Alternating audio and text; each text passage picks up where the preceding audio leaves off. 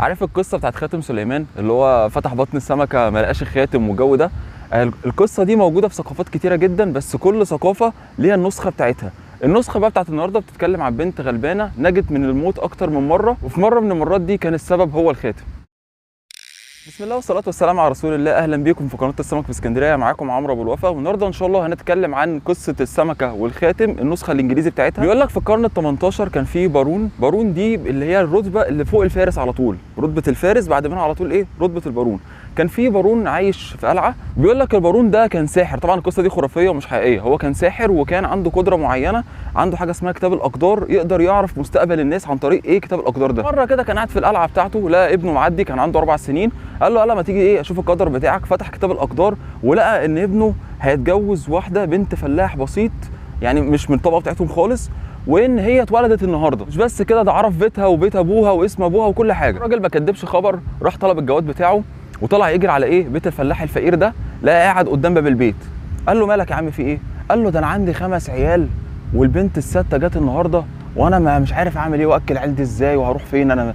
قال له بص ما تشغلش بالك، هات البت السته دي. قال له بجد؟ قال له اه. مش انت شاغل دماغك بالبت السته دي؟ هات يا عم انا هربيها لك ما تشغلش بالك. الفلاح الفقير ده كان مبسوط جدا وهو بيدي ايه؟ البنوته الصغيره دي للبارون. البارون خد البنت على الحصان بتاعه وطلع يمشي ناحيه النهر. اول ما لقى النهر راح ايه؟ مسك البنت ورماها في النهر. طبعا زي ما انت توقعت البنت ما غرقتش، ولكن النهر جرفها بعيد جدا لحد بيت صياد غلبان. الصياد ده لقاها وقرر ان هو ايه؟ يربيها وسط عياله. حطها فعلا وسط عياله وفضلت عايشه معاهم لمده ايه؟ 15 سنه. بعد 15 سنه كان البارون هو واصحابه بيصطادوا، وفضلوا ايه؟ بعدوا خالص عن القلعه ووصلوا لحد اخر النهر، عايزين مكان يستريحوا فيه ويشربوا، فلقوا بيت الصياد ده، فراحوا خبطوا عليه فطلعت لهم البنت دي. طلبوا منها ميه ومكان للراحه، لكن طبعا اعجبوا جدا بجمالها لان كانت جميله، وكانت يعني واضح جدا ان هي مش شبه كل الناس اللي حواليها، واضح ان هي غريبه عنهم. صحاب البارون قالوا له يا عم ما تشوف لنا دي هتتجوز مين؟ دي مين المحظوظ اللي هياخدها؟ افتح كده كتاب الاقدار بتاعك وشوف مين اللي هياخدها. المهم البارون قال لهم عادي سهله، تعالى يا شابه انت مواليد شهر كام عشان اشوف البرج بتاعك وافتح في كتاب الاقدار. قالت له يا سيدي والله ما اعرف، هم بيقولوا ان هم اصلا لقوني في النهر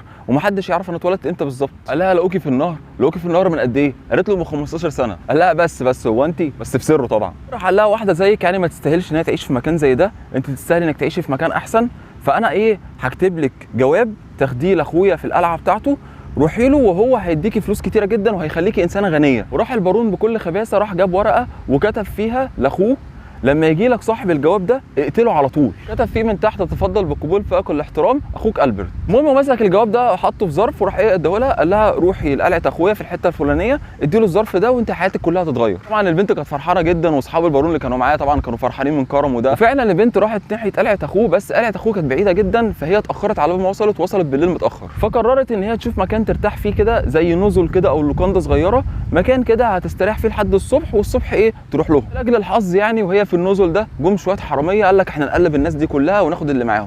فجم لقوا البنت دي معهاش حاجه غير الجواب ده. قالوا لها ايه الجواب ده؟ قالت لهم ده جواب بعته معايا سيدي عشان سيدي التاني اللي موجود في القلعه الفلانيه. وقال لك ايه؟ نفتح الجواب ممكن نلاقي فيه اي مصلحه ولا حاجه ونعرفه بعد كده ايه؟ ان احنا نبتزوها يعني. فتحوا الجواب، اول ما فتحوا الجواب البنت صعبت عليهم جدا، لان هي تخيل البنت دي ماشيه بامر الاعدام بتاعها في ايديها ورايحه تسلمه لنفسها. ان هي صعبت جدا على الحراميه دول، ومش بس كده ده كبرهم كمان تعاطف معاها وقال لهم بصوا يا جماعه احنا مش هنقول لها حاجه، ونحاول ان احنا نغير في الجواب ده باي صيغه ثانيه. هم مسكوا الجواب وحاولوا ان هم يحرفوا فيه، وقدروا فعلا يحرفوا الكلمه من اذا اتاك صاحبه هذا الجواب اقتلها فورا لزوجها ابني فورا. هي ما تسالنيش ازاي هي جت معاهم كده يعني. كبير الحراميه دول او كبير اللصوص دول ايه؟ قفل لها الجواب وقال لها اتفضلي ربنا معاكي، روحي يلا وصلي الجواب بتاعي. فعلا تاني يوم وصلت لقلعه اخو البارون وسلمته الجواب. فهو اول ما شاف الجواب فرح جدا، هو افتكر ان البارون ده لقى عروسه مناسبه لابنه، وجاب ابنه وقال له جاي لي اوامر من باباك ان انت النهارده لازم تتجوز. طبعا العريس شاف العروسه ولقاها حلوه جدا فقال لك يلا ايه على البركه. عملوا حفل الزفاف كبير جدا في نفس اليوم، وفعلا ايه؟ الولد اتجوز البنت دي. بعدها بكام يوم بقى البارون جه في القلعه، فاخوه بيقول له ايه يا عم العروسه الجامده دي انت لقيتها فين ووقعت عليها ازاي؟ قال له عروسه ايه؟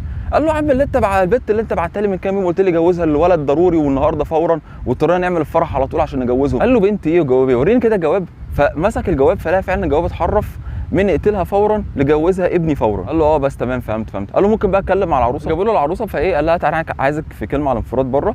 فالمهم راح ايه؟ خدها كده ومشوا ناحيه جرف، الجرف ده تحت منه البحر. فالمهم ايه؟ لسه هيشدها من ايديها وهيرميها في الجرف، فراحت البنت حست ان هو هيقتلها، وبدات انها تتوسل بكل يعني توسل شديد جدا، لدرجه ان البارون ده عجز قدامها مبقاش قادر يقتلها. قالت له سيبني اعيش وانا هعمل اللي انت عايزه، مش هتشوفني انت وابنك تاني بقيت حياتك. البارون كان معاه خاتم ذهب كبير في ايده، راح جاي قلع الخاتم الذهب ده وقال لها شايفه الخاتم ده، وراح جاي ايه حدفه في البحر. قال لها لما تعرفي تجيبي الخاتم اللي انا حدفته ده يبقى تعالي ارجعي لي انا وابني، عاده كده لو شفتك تحت اي ظرف من الظروف انا هقتلك فورا. راحت البنت سابته ومشيت، وفضلت ماشيه ايه هايمه بقى على وجهها مش عارفه تروح فين. فضلت ماشيه ايام طويله لحد ما لقت قلعه كده، فراحت مخبطه وسالت اذا كانوا مش عايزين خدامه مثلا او حد يشتغل، فقالوا لها ايه تعالي خدمي معانا في البيت. وكانت القلعه دي بتاعت نبيل من النبلاء. دخلت فعلا القلعه وبقت مع الخدم وشغاله والدنيا حلوه مفيش اي مشكله، لحد ما في يوم من الايام جالها خبر ان البارون ده بالذات هو وابنه جاي يزور الناس دي في القلعه. فطبعا قلقت وخافت، لو البارون شافها في اي حته 100% هيقتلها، ما فيهاش اي احتمال تاني. راحت طلبت ان هي في اليوم ده بالذات تشتغل في المطبخ، وفعلا نزلوها المطبخ. ولما نزلت المطبخ لقيت ان هم محضرين للبارون ده هو وابنه شويه سمك وشويه خضار وحاجات كده، من ضمنهم سمكه كبيره جدا. فبدات تنظف السمكه، وهي بتنظف السمكه صعقت من اللي حصل ان هي لقت فعلا خاتم البارون في بطن السمكه. اول ما لقت الخاتم ده اكد ان الحياه ردت فيها من جديد، وبدات ان هي تعمل السمكه بشكل ما حدش داق قبل كده. هي قررت انها تعمل السمكه دي بحيث طعمها ما يكونش حد داق قبل كده ابدا. وفعلا جم الضيوف وقدموا لهم الاكل، وفعلا كلوا من السمكه، وكلهم حصل لهم حاله انبهار من طعم السمكه، وبداوا فعلا يسالوا عن الطباخ اللي طبخ السمكه دي. راح البارون قال للنبيل ده، قال له ايه ده يا عم، انا مش عمري ما دقت سمكه بالطعم ده، مين الطباخ ده، انا عايز اشوفه دلوقتي حالا. النبيل ده قال له انا ما اعرفش، انا بودي السمك للمطبخ وهم بيطبخوه. راح جاب كبير الخدم وقال له شوف لي مين اللي طبخ السمكه دي وهاته دلوقتي حالا. البنت الغلبانه دي وقفت قدامهم، والبارون اول ما شافها والعفاريت خلاص ظهرت قدامه بقى فعلا استشاط غضبا، وبقى مش شايف قدامه، وبقى بيدور على سيفه. فين سيفي، انا هقتلها دلوقتي حالا. جزء من الثانيه راحت البنت خلعت الخاتم من صباعها وحطته قدامه. بارون افتكر وعده وبدا يهدى شويه، وقال لها انا وعدت، وما دام وعدت لازم انفذ وعدي، وانت كده ليك الحق انك انت تيجي تعيشي معانا. المهم يعني العبره بالقصه دي ان انت حتى لو عرفت الغيب فانت مش هتقدر تغير القدر. يا رب المحتوى يكون عجبكم، ما تنسوش تشتركوا في القناه وصلوا على النبي صلى الله عليه وسلم.